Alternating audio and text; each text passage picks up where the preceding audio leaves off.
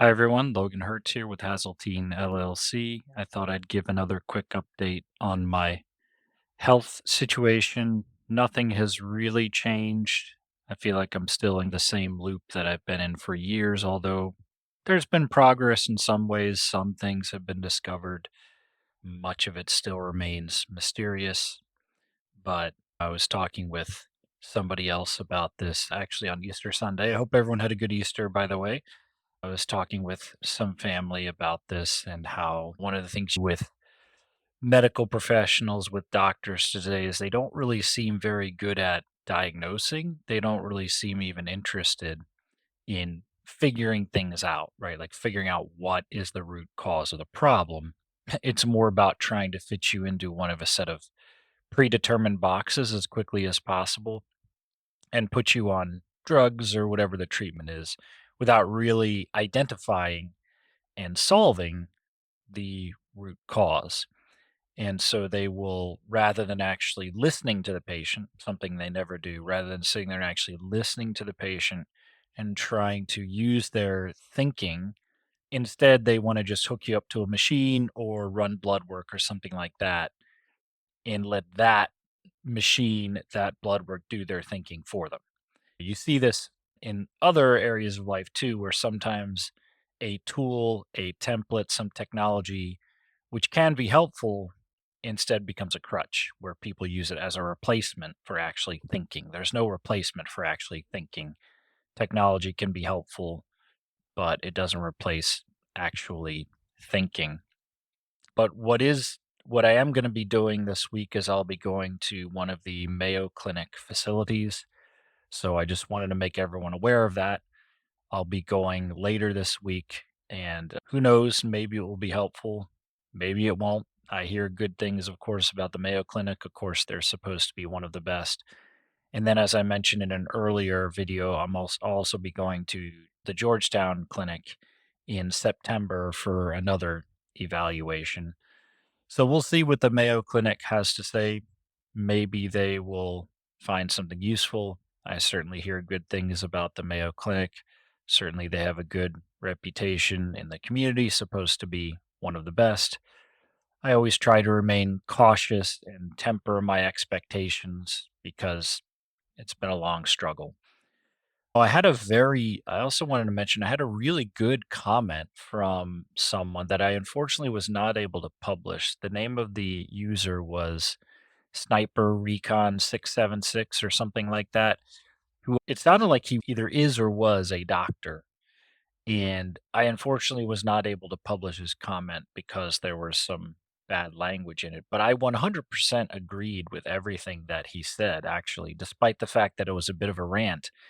He was, I think, giving the doctor's perspective, which I thought was really helpful, and pointing out that in many ways, doctors are also victims of the medical cartel, that they maybe would like to see their patients for more than 7.5 minutes, but they're under restrictions from the insurance company and their superiors, and they don't really have a choice. They would like to give the patients more attention and focus.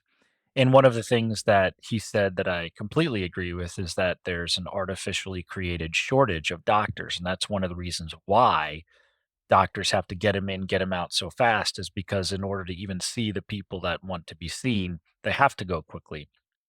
And I agree with that because it makes sense when you're running a cartel. One of the first things you want to do as a cartel is reduce the supply, or at least control the supply. So you want to reduce the supply of doctors, control the supply of doctors, control the supply of medical professionals, control the supply of drugs, treatment, whatever. So you have it all under your control.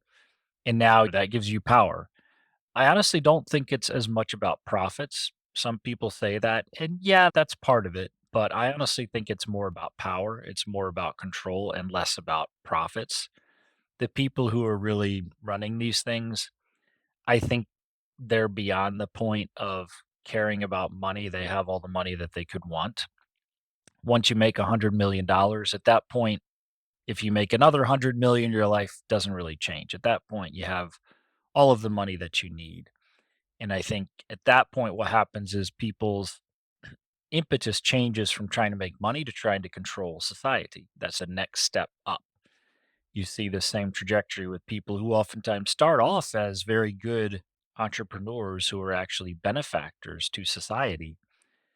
But then at some point, they make enough money that they get bored with making money and they want to do the next big thing, which then becomes controlling society. And at that point, they have the funds, they have the wherewithal to buy political capital and other things to start trying to remake society in their own image.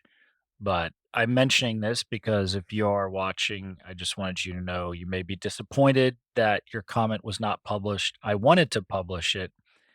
And if you can say something similar without the language, I'd be happy to publish it because I agreed with everything that this person said.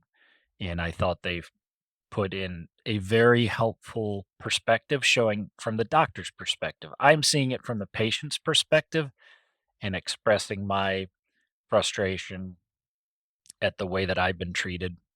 And he's showing it from the doctor's perspective. And the doctor is also under a lot of different pressures. And that could be maybe the beginning of an interesting conversation because there are definitely some good doctors out there. Some of them work within the insurance world where they're struggling to navigate trying to do right by their patients while still keeping the insurance company and their superiors happy. And then others of them have simply checked out of that and they are now simply working on a cash basis. I've definitely met with at least one doctor who is an MD and who still practices conventional medicine but does not take insurance. And so meeting with her was very different from your typical doctor. There were no bureaucrats in the front office. There was no in between me and her. I got there and she met with me at the appointed time. I did not have to wait. And we spent probably a good solid 45 minutes having a conversation about what my situation was. And even though she doesn't take insurance, she will still actually help you where she'll give you the super bill that you can then file a claim with your insurance company and get reimbursed. But that's on you. You have to pay her upfront in cash. That's how she can afford to give you this kind of time and attention because she's not beholden to the insurance company. So there are good solutions out there. But just want to let everybody know because I appreciate people who have been following, and I also appreciate there are people out there in similar circumstances. I hope maybe this will be helpful to you. I try to provide not just updates to my situation, but maybe some lessons learned for people who also are dealing with similar challenges. I hear a lot of things from people who are dealing with similar challenges. So I'll be going to the Mayo Clinic this week. Wish me luck. I hope everyone had a happy Easter, and I'll keep you posted of my progress. Thanks so much. Bye bye.